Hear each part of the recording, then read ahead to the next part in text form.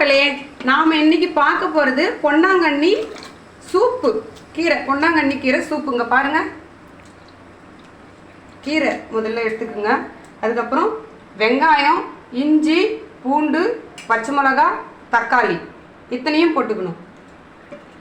அதுக்கப்புறம் தேவையான அளவு உப்பு கலந்துக்கணுங்க. பாருங்கள், நல்லா வெந்து வந்துருச்சு பாருங்கள்.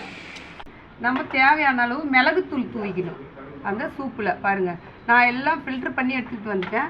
இந்த மாதிரி நம்ம சாப்பிட்டுக்கிட்டு வந்தால் சில பேருக்கு வந்து கீரைனா ஆகாது, உடம்பு கோளாறு வரும், வயிற்று கோளாறு வரும், அஜீரணம் வரும், இந்த மாதிரி பல ப்ராப்ளம் வரவங்களுக்கு வந்து இந்த மாதிரி குடித்தோம்னாக்கா, சூப்பு வச்சு குடித்தோம்னா எந்த பிரச்சனையும் வராது, உடம்புக்கு ஆரோக்கியத்தை கொடுக்கும். இந்த சிவப்பு பொன்னாங்கண்ணி வந்து ரத்த குறைபாடு உள்ளவங்க இதை தினமும் செஞ்சு குடிச்சிக்கிட்டு வந்தோம்னாக்கா, சூப்பு குடிச்சு 11 மணி அளவில் குடிக்கணும்.